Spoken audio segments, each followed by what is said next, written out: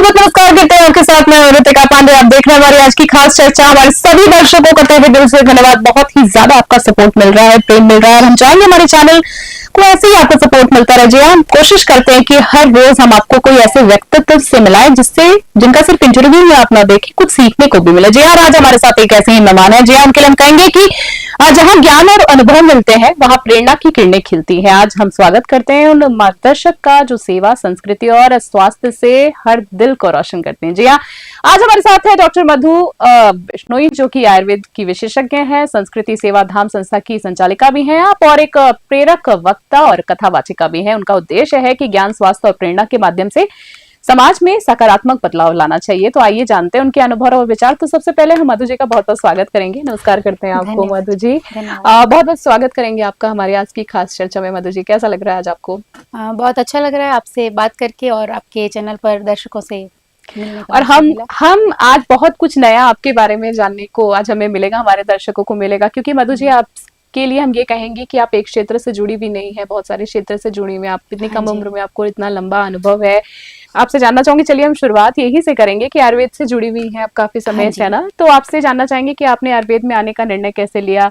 ये यात्रा आयुर्वेदिक क्षेत्र से जुड़ी हुई कैसी रही है आपके लिए? कैसे प्रेरणा मिली थी? मेरे पिताजी भी आयुर्वेद में कंपाउंडर हैं और उनका भी ये सपना था कि मैं आयुर्वेद से डॉक्टर बनूं, ताकि हम अध्यात्म से भी जुड़े रहें। और आयुर्वेद के द्वारा भी आज हम देख रहे हैं कि हमारे देश के प्रधानमंत्री जी आयुर्वेद को बहुत बढ़ावा दे रहे हैं। बिल्कुल। तो आने वाले टाइम में आयुर्वेद का बहुत अच्छा स्कोप है और हम अपनी जो पुरानी संस्कृति और आयुर्वेद के द्वारा हम अपने अच्छे स्वास्थ्य को बनाए रख सकते हैं। तो इसलिए मेरे पिताजी ने मुझे आयुर्वेद को। तो आपके पिताजी के लिए हम कहेंगे कि वो भी इस क्षेत्र से जुड़े हुए हैं। उनके सर का शुभ नाम? मेरे पिताजी का नाम श्री बाबूलाल जी बिश्नोई है और वो कई वर्षों से आयुर्वेद में ही कार्यरत है। जी, चलिए, बहुत अच्छी बात है। उनके लंबे स्वास्थ्य की भी हमारी तरफ से बहुत बहुत मैं मंगल कामना करती हूँ आपके पिताजी के लिए। संस्कृति की आपने बात की, तो संस्कृति सेवा धाम के माध्यम से आप समाज में कौन कौन से प्रमुख कार्य कर रही हैं? हम चाहेंगे कि हमारे दर्शकों को थोड़ा सा विस्तार से बताएं। जैसा कि इसका नाम है संस्कृति सेवा धाम, तो हमारी जो आयुर्वेद पद्धति है वो भी हमारी पुरानी संस्कृति ही हमें दर्शाती है। और जो हमारी जीवन पद्धति होती है वो भी आयुर्वेद के अकॉर्डिंग कि हम कब उठना चाहिए। आयुर्वेद हमें बताते हैं कि ब्रह्म मुहूर्त उत्तिष्ठेत स्वास्थ्यम रक्षम आयुषम, कि अगर हम अच्छा स्वास्थ्य चाहते हैं तो हमें सुबह प्रातःकाल जल्दी उठना चाहिए। वहीं से हमारी दिनचर्या की शुरुआत होती है। तो ये हमारी एक आध्यात्मिक सनातन धर्म से और हमारे आयुर्वेद शास्त्र से दोनों का मेल झोल, मतलब मेरे अंदर मुझे संस्कृति बहुत पसंद है और इसीलिए मैंने आयुर्वेद को चुना, ताकि मैं संस्कृति और आयुर्वेद दोनों को जोड़कर अपने जीवन को सेवा की ओर आगे लेकर चलूं। क्या बात है, बहुत ही खूबसूरत आपके विचार हैं। कभी एलोपैथी दवाई यूज करती है या नहीं करती है? नहीं, मतलब कभी कभी ऐसा होता है कि जरूरत ना पड़े, हाँ, फिर भी पर मेरी फैमिली में ऐसा होता है कि हम कभी बीमार पड़ते ही नहीं है, बहुत कम बीमार होते हैं, क्योंकि हमारी जो लाइफ स्टाइल, हमारा दिनचर्या ही ऐसा रहता है कि हमें कभी आवश्यकता ही नहीं पड़ती मेडिसिन खाने की। मतलब अभी तक तो मैं बहुत कम ही बीमार हुई, कभी सर्दी जुकाम कभी लग जाए, बाकी कभी कुछ ऐसी आवश्यकता पड़ती नहीं है। चलिए, बहुत अच्छी बात है। तो अभी तक का मधु जी से जो मैसेज हमें जानने के लिए मिला है कि आप अगर अपनी दिनचर्या अच्छी रखते हैं तो ये नौबत ही आपको फिलहाल नहीं आएगी। अगर आती है तो आप आयुर्वेद की तरफ जा सकते हैं। कहने का मतलब आपके बारे में जानने को मिला है कि आप मोटिवेशनल स्पीकर भी हैं, कथावाचिका के रूप में भी आप लोगों को प्रेरित कर रही हैं। तो यादगार अनुभव आपका जानना चाहूंगी, कौन सा रहा है अभी तक का? मुझे इस क्षेत्र में कार्य करते हुए लगभग 10 वर्ष हो गए हैं। तो 2014 से मैंने अपना आयुर्वेद की स्टडी शुरू करी थी और उसी दौरान मैंने कथावाचन और बच्चियों के लिए संस्कार शिविर और ये सब मैंने शुरू किया कार्य। तो मैं दोनों का तालमेल बिठा के चलती हूँ कि हम स्वास्थ्य को भी लेकर चले। अगर हमारा स्वास्थ्य, हमारी हेल्थ अच्छी होगी तभी तो हम एक अच्छा जीवन जी सकते हैं, मानसिक रूप से स्वस्थ रह सकते हैं। तो व्यक्ति का शारीरिक, मानसिक और आध्यात्मिक हर प्रकार से एक तालमेल बिठा के चलना और स्वास्थ्य रखना बहुत जरूरी है।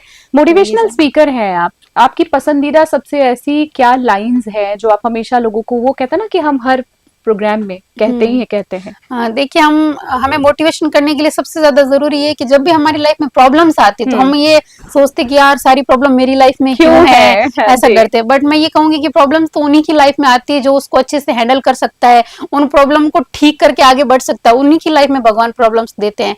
तो जितनी भी लाइफ में प्रॉब्लम्स आए, आप उनको बाधा ना समझ के आप उनको ये समझे कि हमारे जीवन में हमें और आगे बढ़ाने के लिए ही एक सीढ़ी है कि इस सीढ़ी के द्वारा ही हम आगे बढ़ सकते हैं। बिल्कुल, क्योंकि जैसे मधु जी की बात से मुझे याद आया कि 2-3 दिन पहले मैं भी कुछ सोच रही थी और मेरे सामने एक लाइन आती है कि आपकी जिंदगी में इतना कभी कुछ नहीं बिगड़ता है जिसको आप झेल ना पाओ। हाँ जी। तो कहने का मतलब ईश्वर भी आपको उतनी ही तकलीफें देता है आपको मजबूत करने के लिए जो आपके अंदर क्षमता होती है। चलिए, बहुत ही खूबसूरत आज आपने जो बात कही, हम कहेंगे आज के समय में आयुर्वेद की अगर मैं बात करूं, मानसिक स्वास्थ्य के बीच कैसे संतुलन बनाने में मददगार मैं कहूँ अगर आपसे साबित हो सकता है। देखिए, मानसिक स्वास्थ्य के लिए हम आयुर्वेद से ये कहेंगे कि हमारी जो दिनचर्या है वो हमारी एक संतुलित अगर दिनचर्या होगी तो हम हर तरीके से स्वस्थ रह सकते हैं। अगर हमारी दिनचर्या ही ठीक नहीं रहेगी कि कब उठना है कब सोना है, तो हम मानसिक रूप से स्टेबल नहीं रह पाते हैं। सही कहा तो हम अगर सही टाइम पे सोएंगे तभी तो सही टाइम पे उठ पाएंगे। आजकल सबसे ज्यादा प्रॉब्लम यही हम देख रहे हैं कि लोगों को टाइम पे नींद नहीं आ रही है, मोबाइल यूज करते हैं, रात को देर रात तक सोते नहीं है, 2-3-4 बज रहे हैं, तो फिर सुबह उठेंगे कैसे फिर। सही कहा। तो उससे हमारी दिनचर्या हमारी लाइफस्टाइल बहुत ज्यादा डिस्टर्बेंस हो जाती है। तो आयुर्वेद के द्वारा आप मेडिटेशन मतलब आप प्राणायाम योग ये सब कर सकते हैं और अपना आहार विहार भी ऐसा शुद्ध रख सकते हैं। और जो हमारी आध्यात्मिक चीजें हैं उनसे भी जुड़कर थोड़ी देर बैठ के आप मंत्र उच्चारण करें, सही बात है, आप चैंटिंग करें, जप करें, तो उससे आप मेंटली बहुत ज्यादा स्ट्रांग रह सकते हैं। मेंटली बहुत ज्यादा स्ट्रांग रह सकते हैं। आपका ऑरा बहुत, मधु जी कहते हैं ना कि खूबसूरत रहता है, उससे आपके आसपास भी लोग जो है आपसे इसी वजह से आकर्षित भी होते हैं। बिल्कुल अपने रूट से जुड़े रहिए। हर चर्चा में मेरा एक जो रहता है बात कहने की रहती है, और अभी मधु जी की बातों में भी हमने ये चीज देखी। अगर मैं आपसे कहूं कि जैसे आपने अभी मेडिटेशन का जिक्र किया, कोई ऐसा मेडिटेशन जो हमारे जो अभी युवा देख रहे हैं, हमारे श्रोतागण जो अभी हम आपको सुन रहे हैं, उनको क्या कहना चाहेंगी कि ज्यादा समय नहीं निकाल सकते क्योंकि आप भी समझती हैं जॉब की लाइफ है, हाईटेक लाइफ है, क्या करें वो ऐसा? मैं ये कहूंगी कि हमारा जो जितना भी बिजी शेड्यूल होता है, हम इस दुनिया की भागदौड़ में भागे जा रहे हैं, ये नहीं सोच रहे हम क्या कर रहे हैं, क्यों कर रहे हैं। तो कम से कम आप दिन के सुबह उठते हैं तब अपने हाथों को देखकर ये याद करें कि आप ये सब क्यों कर रहे हैं। आप दिन की शुरुआत भगवान को याद करके करें, और रात को सोने से पहले भी मैं कहूंगी कि आप जरूर भगवान को याद करें। और जो पूरे दिन आपने किया बस ये रखें कि आपने कभी किसी का बुरा नहीं किया है, कि हम जो पूरा दिन अपना बीत रहा है उसमें किसी को हर्ट ना करें, किसी का बुरा ना करें। और महिलाओं से कहूंगी कि आप हर क्षेत्र में आगे बढ़ने का प्रयास करें, तो कमजोर ना पड़े किसी भी रास्ते में, क्योंकि हर रास्ते में चलते तो मुसीबतें परेशानियां आती है। तो उन मुसीबतों को आप सीढ़ी बना के ऊपर चढ़ें और हिम्मत बनाए रखें। देखिए, इनकी बातों में ही साफ तौर पर कहते हैं ना, जो आत्मविश्वास झलक रहा है वो आत्मविश्वास इसलिए है क्योंकि इनके रूट्स मजबूत है। जी हाँ, जड़ें मजबूत है। हम कहते हैं ना हमेशा कि कितने भी ऊंचाइयों पे जाओ पर अपनी जो है ना जड़ें कभी मत भूले आप। हमारे भारतीय संस्कृति की यही खूबसूरती है कि आप कहीं भी कुछ भी कर रहे हो अपनी रूट्स बिल्कुल भी ना छोड़े। आपसे जैसे कि आपने बताया कि टाइम निकालना चाहिए मेडिटेशन वगैरह के लिए। युवा जो इस वक्त आपको फिलहाल देख रहे हैं, महिलाएं जो देख रही हैं, उनको प्रेरित करने के लिए आप क्या संदेश देना चाहेंगी? जो जैसे कि आपने कहा कि महिलाएं कभी कभी अपने आप को कम समझ, देखिए टाइम सबके पास में 24 घंटे भी होते हैं। बिल्कुल सही। आप उस टाइम को कहाँ यूटिलाइज कर रहे हैं, कहाँ उसका उपयोग कर रहे हैं वो आपको पता है। आप मोबाइल में स्क्रॉलिंग करते करते आप घंटे भर रील्स देखने बैठ जाते हैं। मतलब फोन लिया था किसी को कॉल करने के लिए, बट रील्स देखते देखते कब घंटे बीत जाते पता ही नहीं चलता है। उसी टाइम को हम अच्छी पुस्तकें पढ़ने में, अच्छी चीजें देखने में, और घर वालों के परिवार वालों के साथ में बैठ के भी आप थोड़ी देर तक बातें करें तो उससे भी एक अंदर का जो स्ट्रेस होता है वो बाहर जाता है और आप बहुत अच्छे से पॉजिटिव वे में, prevention is better than cure. तो हम बीमार पड़े, इससे अच्छा है कि पहले हम अपनी स्वास्थ्य को, हेल्थ को अच्छा बनाने के लिए कुछ ना कोशिश करें। अब आपने एक बात छेड़ी दी है तो मैं आपसे पहले जानना चाहूंगी कि आयुर्वेदिक है, जैसे कि अभी मौसमी बीमारियां चल रही है, कोई एक छोटा सा टिप्स भी जाते जाते आज आप देती जाएं तो बहुत बढ़िया होगा कि सर्दी जुकाम हरारत बदन दर्द हर सबको रहती है, एक कोई ऐसा टिप दे दीजिए जो ये सर्दियां निकल जाए अच्छे से सबकी। देखिए सर्दियों के अंदर मैं कहूंगी कि हमारी प्रतिरोधक क्षमता, इम्यूनिटी बहुत स्ट्रांग होनी चाहिए, और स्ट्रांग करने के लिए आप डेली च्यवनप्राश ले सकते हैं 1-2 चम्मच गर्म दूध के साथ में सुबह। और आप जो पुरुष हैं वो अश्वगंधा ले सकते हैं। जो महिलाएं हैं वो अपने स्वास्थ्य को और अच्छा, बेहतर और स्ट्रांग बनाने के लिए आप स्तावरी चूर्ण ले सकते हैं। महिलाओं को बहुत अच्छी मतलब इम्यूनिटी देने वाला होता है। और जिन महिलाओं को कमजोरी रहती है वो आप सुपारी पाक आदि दूध के साथ में ले सकते हैं। और ये कहूंगी कि अगर सर्दी जुकाम थोड़ा सा भी आपको महसूस होने लगे तो जो घर की जो हमारी घरेलू चीजें होती है, हाँ जी, जो घरेलू चीजें होती है जैसे आप अदरक, काली मिर्च, दालचीनी, हाँ लौंग, घर में तुलसी सबकी होती है, तुलसी पत्ते, तो उन सब चीजों का काढ़ा बनाकर आप अगर लेंगे तो आप सर्दी जुकाम से राहत महसूस कर सकते हैं। चलिए बढ़िया है। आखिरी 2 सवाल आपसे जानना चाहूंगी कि पॉलिटिक्स में आने का कोई इरादा है? नहीं, अभी तो कोई इरादा नहीं। मतलब अभी इरादा नहीं है, मतलब है नहीं, अभी तो मतलब विचार नहीं किया, और इस क्षेत्र में मतलब किया नहीं है कुछ काम। कुछ रुचि है पॉलिटिक्स? अच्छा लगता है पॉलिटिक्स, लोगों को देखते हैं कि पॉलिटिक्स भी एक ऐसा क्षेत्र है कि मतलब राजनीति के क्षेत्र से आप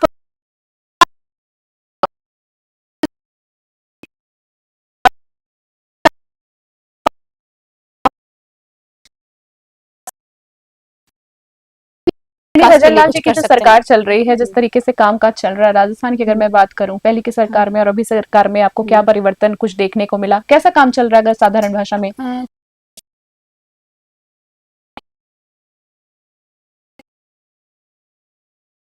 में रह रहे तो यहाँ पर भी सुरक्षा बहुत ज्यादा बढ़ गई है कि पहले में ऐसे था कि मतलब एक लेट नाइट कोई आ रहे हैं रैंक जा के रहे हिसाब हैं। से सेफेस्ट सिटी में आ रहा है हाँ जयपुर। जी, तो काफी मतलब हम कहीं पर भी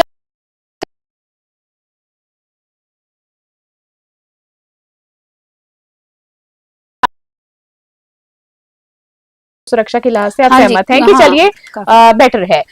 ठीक है, आखिरी सवाल अगर मैं अब आपसे जानना चाहूँ, कोई ऐसी बात जो हमारे मंच के माध्यम से आप रखना चाहें जनता तक? आप शारीरिक, मानसिक और आध्यात्मिक हर तरीके से स्ट्रांग रहें, और हर तरीके से स्ट्रांग रहने के लिए आप शरीर को स्वस्थ रखने के लिए योग, प्राणायाम और अच्छी आप रोग दिनचर्या अपनी अच्छी अपनाएं, ये कर सकते हैं। और आध्यात्मिक रूप से, मानसिक रूप से स्ट्रांग रहने के लिए आप भगवान से अध्यात्म से जुड़े। हाँ, अध्यात्म से जुड़ें, अच्छी पुस्तकें पढ़ें। मतलब आध्यात्मिक रूप से स्ट्रांग होता है ना जो व्यक्ति, वो किसी भी क्षेत्र में रुकेगा कभी नहीं। लड़खड़ाता हाँ, नहीं कभी है। मतलब परेशानियां आएंगी तो भी उसको, जैसे कि मुझे कुछ भी परेशानी आती है तो मुझे मजा आता है कि मतलब ये एक टास्क है, इसको कंप्लीट करना है। क्या बात है। तो हम आध्यात्मिक रूप से स्ट्रांग होंगे तो हम किसी भी परिस्थिति से लड़के आगे बढ़ सकते हैं। इस क्षेत्र के अंदर अगर जो क्षेत्र, अगर मैं अगर बात करूं आयुर्वेदिक क्षेत्र की, अगर मैं बात करूं कि जो बच्चे इस क्षेत्र में अब कुछ करना चाहते हैं, पढ़ाई करना चाहते हैं, डॉक्टर बनना चाहते हैं या आना चाहते हैं, कितना स्कोप है उनके लिए? अर्निंग कमर्शियली भी अगर मैं बात करूं, क्या वो आगे इसमें फ्यूचर देख सकते हैं? हाँ जी, बहुत अच्छा, मतलब प्रधानमंत्री जी ने आयुष के द्वारा मतलब बहुत सारे अलग अलग प्लान्स आ रहे हैं, और आयुर्वेद में अभी आप देखेंगे कि आयुर्वेद में बहुत ज्यादा बढ़ावा दे रहे हैं, क्योंकि जो हमारी पुरानी पद्धति है उनके द्वारा हम कई सारी ऐसी बीमारियां होती है जिनका कहीं ट्रीटमेंट नहीं मिलता, उनका हम आयुर्वेद के द्वारा ट्रीटमेंट कर सकते हैं और उनके द्वारा इलाज संभव भी हो सके। तो आने वाले समय में अगर हम अच्छे से रिसर्च करें, देखिए हर चीज में मेहनत लगती है, बिना मेहनत के आसानी से कुछ नहीं मिल सकता है। तो अगर हम इस क्षेत्र में भी मेहनत करेंगे और जो अच्छी चीजें हैं उनको बाहर निकाल के उनके द्वारा लोगों तक पहुंचाएंगे तो आयुर्वेद को बहुत आगे बढ़ा सकते हैं। चलिए, आज जितनी हमारी बातचीत हुई, हमने कोशिश की कि लगभग सारे जो टॉपिक्स हैं आपसे कवर कर सके, क्योंकि मधु जी के बारे में कहेंगी बहुत ही अच्छी आप डॉक्टर हैं, सबसे बड़ी बात है बहुत ही अच्छी व्यक्ति हैं, बहुत ही अच्छा सरल इनका व्यक्तित्व है। मैं इनसे पहले भी मिली हूँ, जितनी इनसे बातचीत हुई, बड़ा एक रूटेड है, का कहते हैं ना, जमीनी स्तर से जुड़ी हुई है। और हम चाहेंगे कि आप ऐसे ही कुशल मंगल स्वस्थ रहें और फिर किसी चर्चा में आपसे हम जल्दी मुलाकात करेंगे। आपके परिवार में सबको हमारी बहुत बहुत शुभकामनाएं, आपके पिताजी के साथ आप सभी लोगों को, और बहुत बहुत धन्यवाद कि आज अपने समय निकाला है। तो जी, हम सबको आज उनके परिवार में राम राम कहेंगे हमारी तरफ से, और साथ ही हमारे दर्शकों का कहना चाहेंगे कि आज हमारे साथ डॉक्टर मधु बिश्नोई आज हमारे साथ थी। जी हाँ, आयुर्वेदिक क्षेत्र से आप जुड़ी हुई है, कथावाचिका भी है, मोटिवेशनल स्पीकर भी है। इनके लिए हम ये जरूर कहेंगे कि हर कदम में हो सफलता की झलक, हर दिल में जागे उम्मीद का संगीत, आपके अनुभव और प्रेरणा से हमारे जीवन में हो उजाले की दृष्टि। जी हाँ, धन्यवाद देना चाहेंगे इनका, और फिर किसी चर्चा में इनकी जैसी ही एक बेहतरीन शख्सियत से मिलने का हम फिर से आपको मिलवाने का प्रयास करेंगे। अभी की खास चर्चा में फिलहाल के लिए इतना ही। देश और दुनिया की बड़ी खबरों के लिए बने रहने न्यूज़ 21 फिलहाल के लिए नमस्कार, जय हिंद।